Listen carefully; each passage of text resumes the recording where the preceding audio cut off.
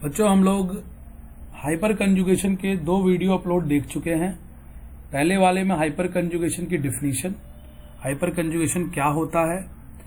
दूसरे वाले में हाइपर कंजुगेशन के 2 इंपॉर्टेंट एप्लीकेशन। पहला एप्लीकेशन स्टेबिलिटी ऑफ कार्बोकैटायन, जो कि ऑलरेडी हम लोग इंडक्टिव इफेक्ट से भी एक्सप्लेन कर लेते हैं, और उसके बाद stability of carbon free radical. Carbon free radical की स्टेबिलिटी भी similar to stability of carbocation हम लोग एक्सप्लेन करते हैं by the help of hyperconjugation. Now third application of hyperconjugation is to explain stability of alkene. Stability of alkene.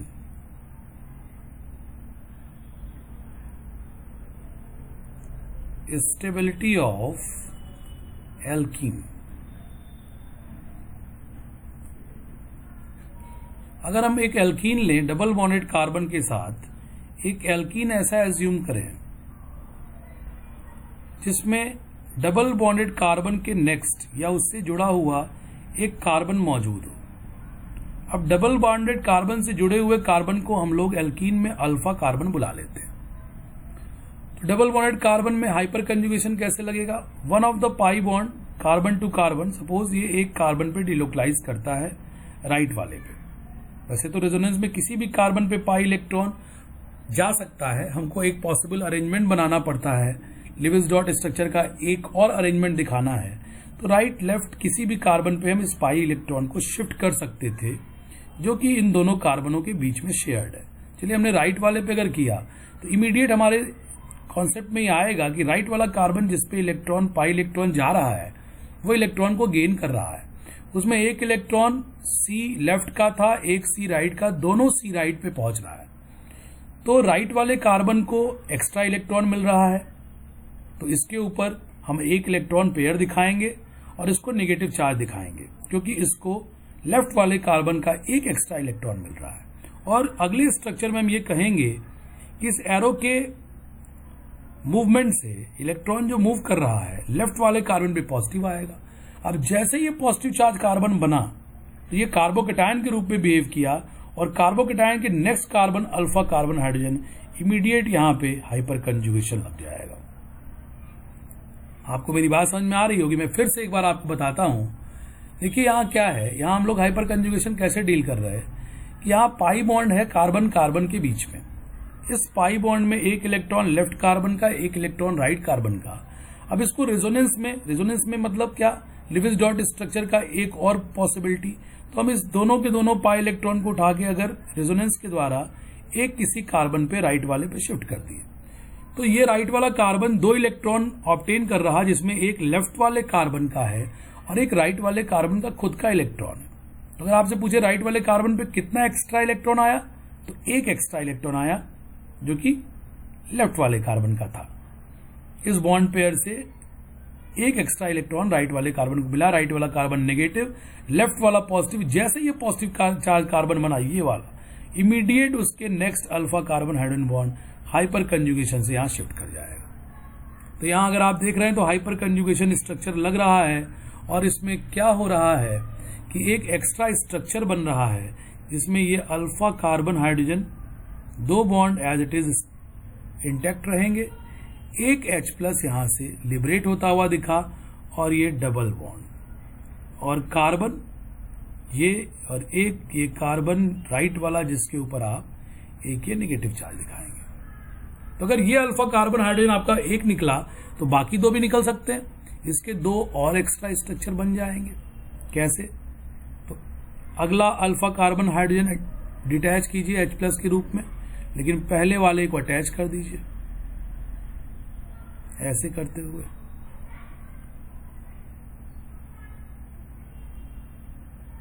फिर एक और alpha carbon hydrogen आप यहां से डिटैच कर सकते हैं, क्योंकि अभी तीसरा भी है उसी पे। थोड़ा सा प्रैक्टिस करिएगा, घर में बनाइएगा, तब जाके खूब अच्छे से आपको ये समझ में आएगा। तो इस प्रकार से ये आपके 3 अल्फा कार्बन हाइड्रोजन होने के कारण इस एल्कीन में 3 एक्स्ट्रा स्ट्रक्चर बने। तो हम कहेंगे हमारे एल्कीन में जितना एक्स्ट्रा अल्फा कार्बन हाइड्रोजन है। अल्फा कार्बन हाइड्रोजन एल्कीन में कौन सा होता है? जो डबल बॉन्डेड कार्बन से जुड़ रहा है कार्बन डायरेक्टली, वो अल्फा कार्बन, और उस पे attach hydrogen alpha carbon hydrogen. जितना अल्फा कार्बन हाइड्रोजन हमारे एल्कीन में होगा उतनी ज्यादा हमारे एल्कीन की स्टेबिलिटी हो जाएगी। इस बेसिस पे अगर हम लोग कहते हैं तो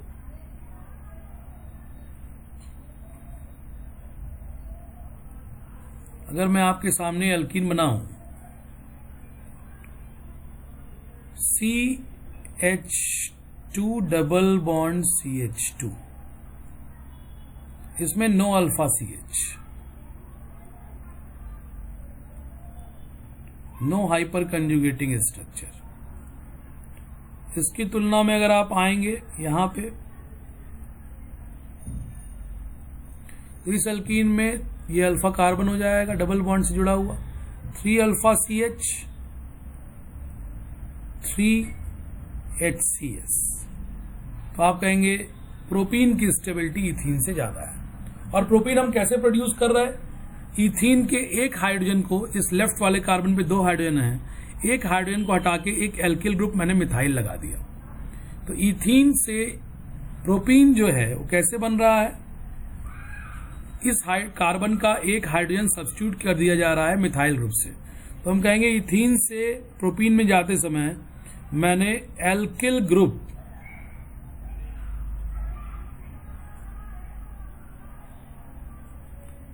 सब्स्टिट्यूट किया है सिंपलेस्ट एल्कीन इथीन में। एल्किल ग्रुप सब्स्टिट्यूट है in simplest alkene ethene. Alkyl group substitutes H of ethene, ऐसा हम लोग कह सकते हैं। तो जैसे ही एल्किल ग्रुप एक मिथाइल बढ़ा तो मिथाइल के बढ़ते ही हाइपर कंजुगेटिंग स्ट्रक्चर ही बढ़ गया। तो यहां पे एक स्टेटमेंट हम लोग दे सकते हैं कि more alkyl substituted alkenes are more stable. More alkyl substituted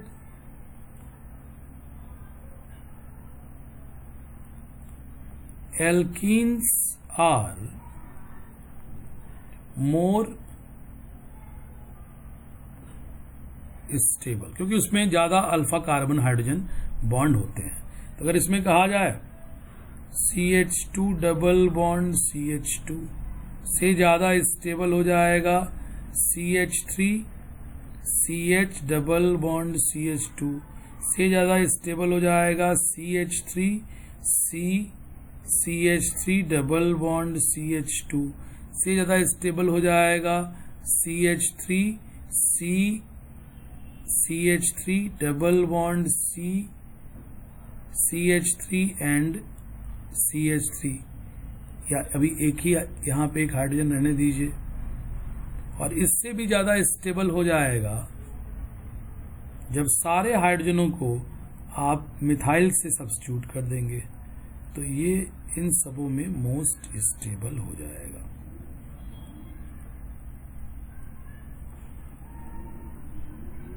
तो ये स्टेबिलिटी ऑफ एल्कीन भी इससे डिफाइन किया जाता है हाइपर कंजुगेशन से। अब अगर आपसे देखिए इसके बेसिस पे मैं पूछूं कि ये बताइए, ये ब्यूट 1E और ये ब्यूट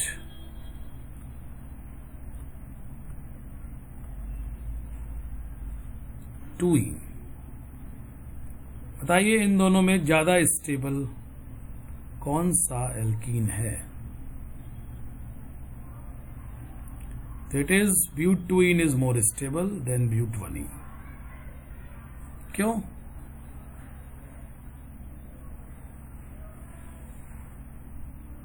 सिक्स अल्फा CH,